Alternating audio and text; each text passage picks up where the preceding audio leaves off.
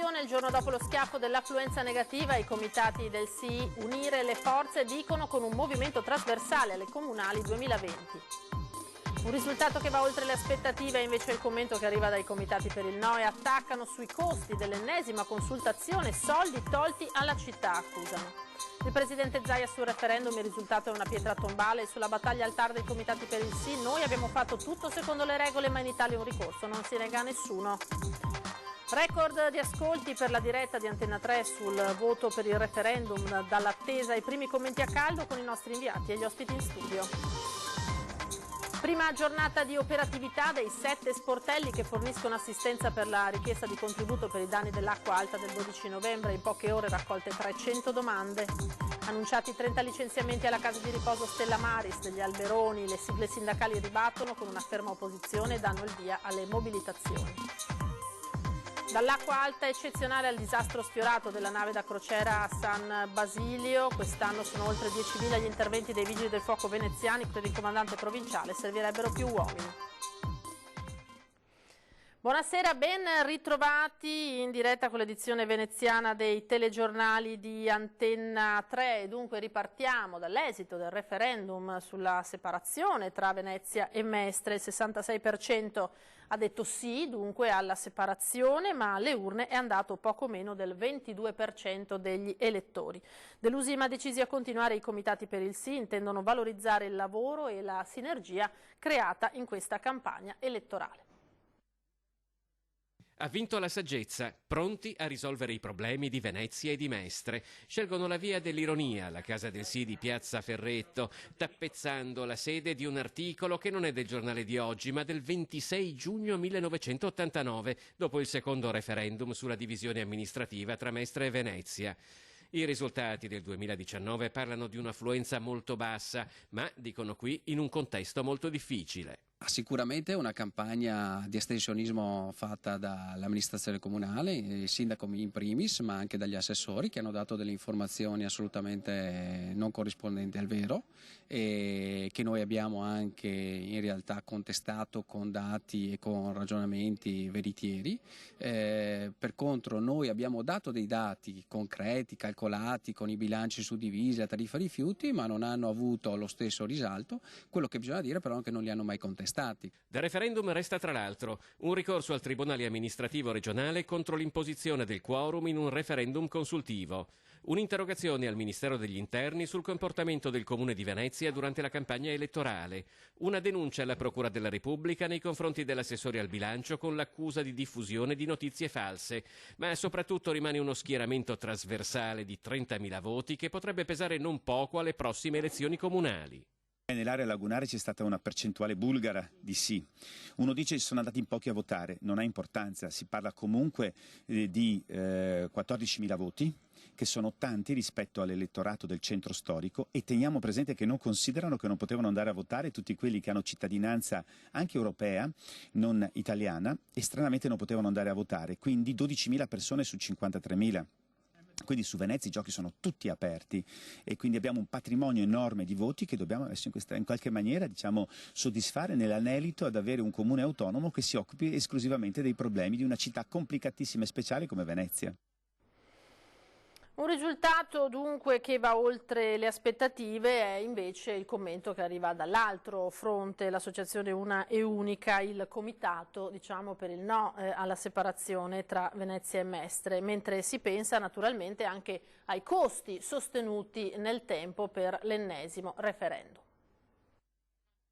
Quando la popolazione non va ad un referendum consultivo significa che quella consultazione è di per sé non gradita, inutile, riceve già un giudizio negativo, un risultato che va oltre quello che erano le aspettative sia di chi ha proposto il referendum sia di chi si è opposto al quesito referendario.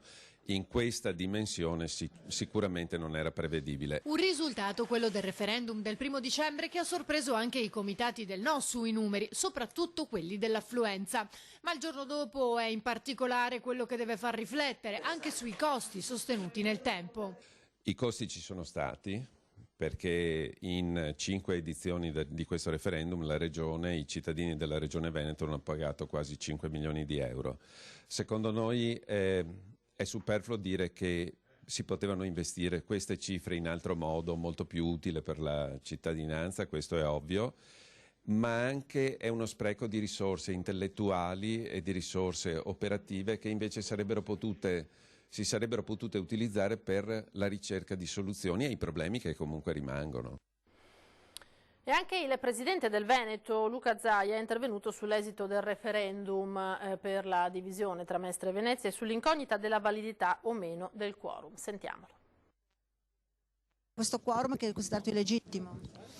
Ma guardi, è un diritto di tutti i cittadini di ricorrere al TAR. Come si dice in Italia, un ricorso non si nega più a nessuno. Staremo a vedere poi il Tribunale cosa dice. Noi pensiamo di aver fatto le carte e aver fatto soprattutto le procedure come andavano fatte, punto. Poi prendo anche atto che 8 cittadini su 10 non sono andati a votare. Così il presidente di regione Luca Zaia sulla validità o meno del quorum in questo quinto referendum sulla divisione tra Mestre e Venezia, che come è noto era soltanto di tipo consultivo. Torneranno alla carica? Ma guardi, è una pietra tombale, però è pur vero che la norma permette a chiunque il mattino di svegliarsi e proporre un referendum, questa è la verità.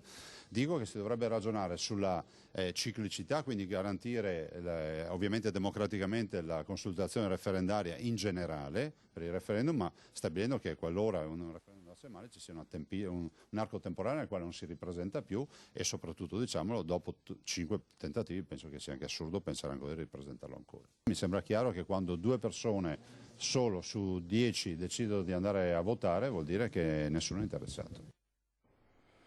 E adesso sentiamo le reazioni della politica sull'esito di questo referendum con il Movimento 5 Stelle che ha già pronto il piano B con l'elezione dei sindaci di circoscrizione a cui dare potere d'azione. Ecco come. Già pronto il piano B dei pentastellati in comune, visto l'inequivocabile esito con il 66,1% dei votanti che si è espresso per il sì. Forte e impetuosa la voce di Venezia Centro Storico e Isole, con Lide Pellestrina in particolare, dove si è superata quota 86% sempre a favore del sì.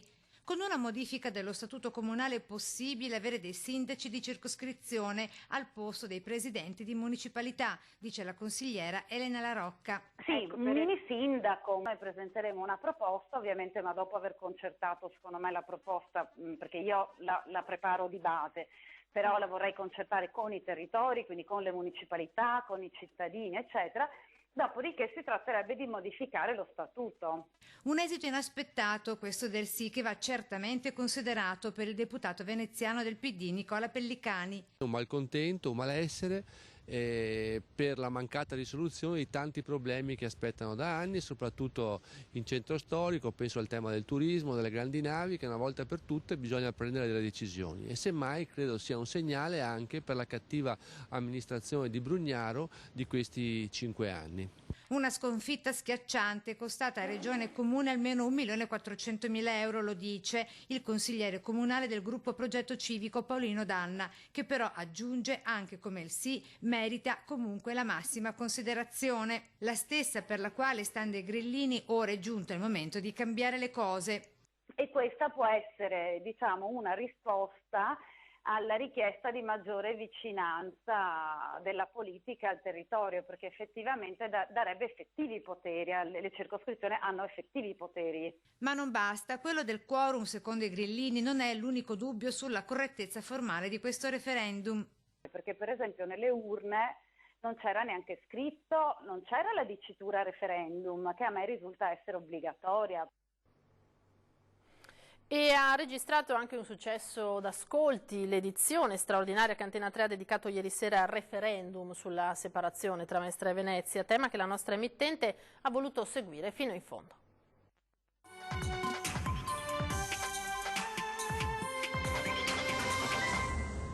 Buonasera, ben ritrovati questa edizione straordinaria dei nostri telegiornali per seguire insieme in diretta e fino a tarda notte immaginiamo, ma adesso vedremo insieme anche i primi dati disponibili, l'esito di questo referendum. Un successo di ascolti è il necessario compimento di un lavoro portato avanti per settimane. L'edizione straordinaria che Antenna 3 ha dedicato al referendum sulla separazione di Venezia e Mestre, consultazione a cui la nostra emittente ha riservato ampi spazi, come hanno riconosciuto le stesse forze in campo, le associazioni che promuovevano la costituzione di due comuni distinti e quelle che invece si battevano per l'unione. Non schierarsi mai da una parte o dall'altra, dar voce a tutti, è quello che abbiamo fatto anche in queste circostanze. Un lavoro che è stato premiato dalla grande attenzione dei telespettatori, che hanno seguito numerosissimi la diretta fino a tarda notte, ripercorrendo le precedenti consultazioni, ben 4, in cui veneziani e mestrini sono stati chiamati a esprimersi su questo tema, e ascoltando gli aggiornamenti degli inviati sul campo, che dai seggi hanno raccontato di un'accoglienza fredda della consultazione da parte dei cittadini. Si vedono i carabinieri, le forze dell'ordine, gli scrutatori,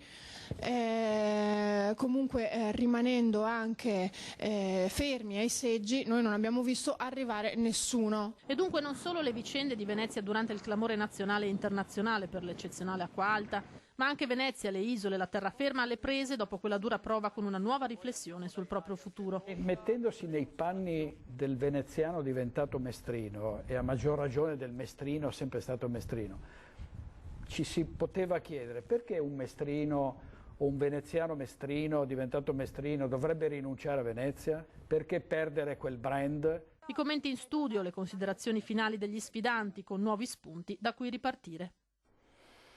Lasciamo quest'ampia pagina dedicata al referendum, andiamo avanti perché oggi è stata anche la prima giornata di operatività a Venezia dei 7 sportelli del commissario straordinario per fornire assistenza e compilare i moduli online di cittadini e associazioni senza scopo di lucro, enti e imprese per la richiesta di contributo per i danni subiti a causa della marea eccezionale del 12 novembre alle 16. Erano già state raccolte 300 domande. Gli sportelli sono attivi con 23 operatori, ci sarà tempo fino alle 13 del 20 dicembre per presentare la documentazione e compilare la modulistica online.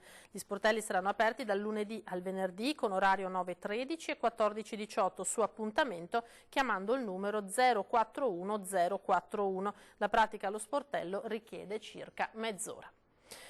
30 licenziamenti invece alla casa di riposo Stella Maris degli Alberoni. La decisione è stata annunciata dalla nuova gestione della cooperativa sociale Codes ai sindacati. Una vera e propria doccia fredda per i dipendenti. Si preannuncia un Natale di grande preoccupazione e le sigle sindacali ribattono con una ferma opposizione e ripartono le mobilitazioni. Un fulmine a ciel sereno. Si può riassumere così la decisione annunciata venerdì durante una riunione sindacale della cooperativa sociale Codes di 30 licenziamenti in arrivo alla casa di riposo Stella Maris degli Alberoni al Lido di Venezia, ad uscire allo scoperto i sindacati. La dirigenza Codes ci comunica che la settimana prossima riceveremo formale comunicazione di esubero di 30 unità presso lo Stella Maris. È un fulmine a ciel sereno, perché stiamo parlando di quei 30 operatori che lavorano a scavalco tra il San Camillo e lo Stella Maris e sono i manutentori, gli operai, e per i quali c'era stato il formale impegno da parte di tutti, no, che avrebbero trovato collocazione. A parlare è Piero Porro della UIL, che però esprime lo sconcerto anche di CGIL e CISL. Non erano certamente questi i patti e noi riteniamo che a fronte di questa situazione non intendiamo stare fermi. Così, a pochi mesi dal cambio della guardia tra i padri Camigliani e la cooperativa sociale Codes, formalizzato nei primi giorni dello scorso mese di agosto, tornano le nubi e una grande preoccupazione per i dipendenti, anche se i sindacati non mollano la presa e promettono battaglia. Intendiamo in tutte le sedi, in tutti i momenti e con tutti i mezzi che abbiamo di far rispettare quanto era stato pattuito in accordo con a suo tempo San Camillo, Villa Salus e Codes.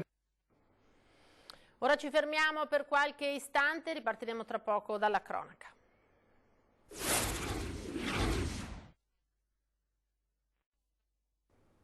Eccoci di nuovo in diretta, edizione veneziana dei telegiornali di Antenna 3. I carabinieri di Milano hanno arrestato una trentenne romena per rapina. È stata sorpresa lo scorso fine settimana dal direttore del centro commerciale Tom Tommasini di Caltana a rubare all'interno di un negozio vestiti per un valore di circa 250 euro. La trentenne ha tentato di ferire l'uomo con delle forbici, probabilmente le stesse usate per rompere i sigilli dei sistemi antitaccheggio. Poi, non contenta, l'ha morso alla mano per liberarsi e scappare, ma è stata bloccata anche dalla pattuglia dei carabinieri giunti sul posto. È stata arrestata e condotta in carcere alla Giudecca.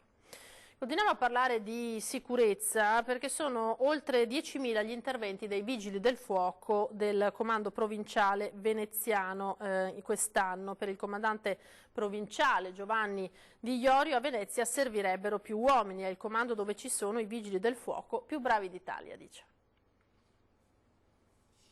Nei giorni dell'alluvione, quanti gli interventi effettuati da voi vigili del fuoco? E noi, i nostri interventi nelle prime 48 ore avevamo più di 500 richieste. Quindi il triste record di incendi sviluppatisi in pochissime ore dalle 21:40 di quel terribile 12 novembre. Per le successive 2 ore abbiamo avuto 10 principi di incendi, solo su Venezia, non sulla provincia, solo su Venezia città, di natura causata da fonte elettrica, da energia elettrica. L'energia elettrica con l'acqua non vanno d'accordo. Tantissimi principi di incendio. Nei quadri elettrici, nelle cabine, nelle macchine elettriche, nelle apparecchiature ha dato luogo a principi di incendi. La Buona Stella ci ha aiutato a che nessuno si sviluppasse e degenerasse in modo tale da creare danni incendi. I danni ci sono stati perché ogni incendio, anche il solo fumo, fa del danno. L'utilizzo di un mezzo speciale, l'HCP, per gestire l'emergenza a Pellestrina. Il gruppo di alta capacità di pompaggio, un gruppo della protezione civile che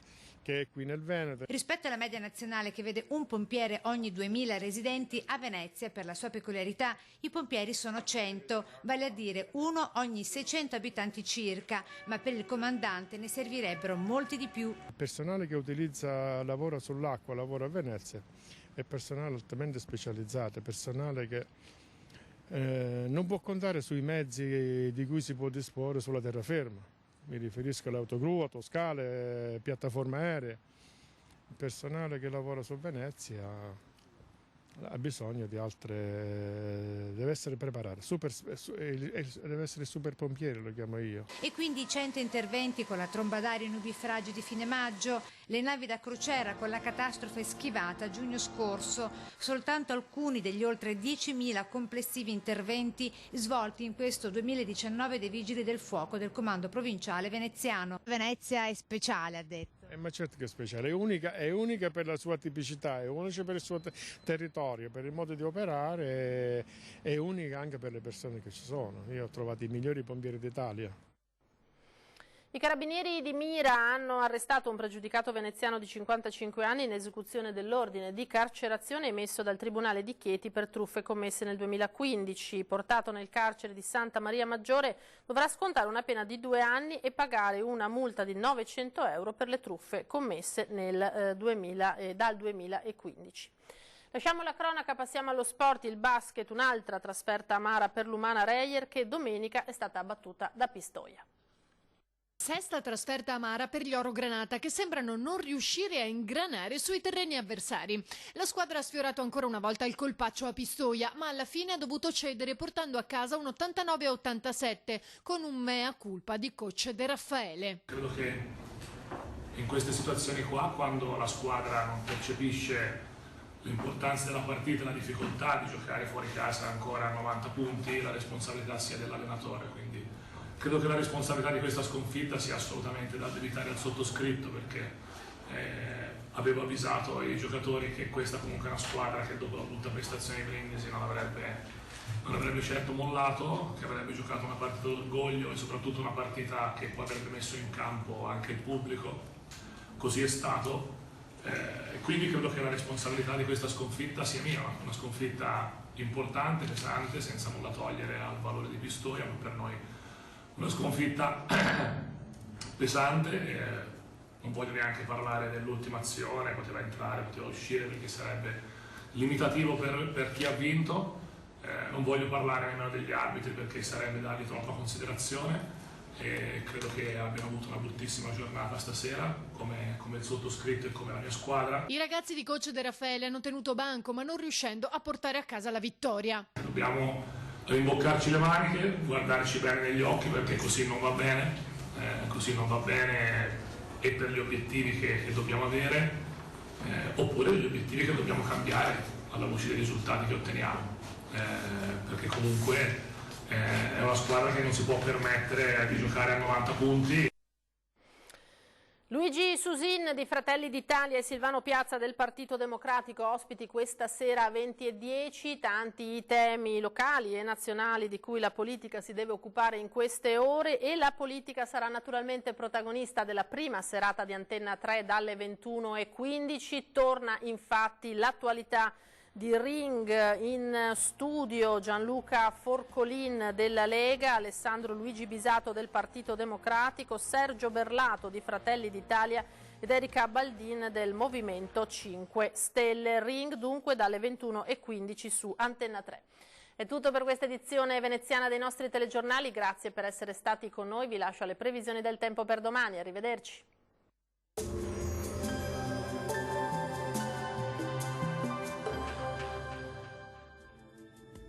Bentrovati al meteo.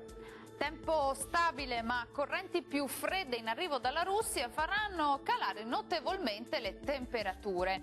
Vediamo dunque il dettaglio di martedì 3 dicembre. Sul Veneto bel tempo con ampio soleggiamento su tutti i settori della nostra regione. Il cielo sarà sereno e sgombro da nubi, non sono infatti attese piogge particolarmente degne di nota. Temperature in diminuzione con minime fino a -3 gradi sul Bellunese, fino a 4 gradi in pianura, massime comprese invece tra 5 e 9 gradi. Stessa situazione anche sul Friuli Venezia Giulia, con sole prevalente e cielo sereno un po' dappertutto. Temperature minime tra 1 e 5 gradi, massime comprese invece tra 8 e 9 gradi. Poche novità sul Trentino Alto Adige, dove sarà ampiamente soleggiato ovunque, il cielo sarà sereno o al massimo poco nuvoloso un po' su tutti i settori. Temperature minime intorno a -3 gradi, massime tra 6 e 7 gradi.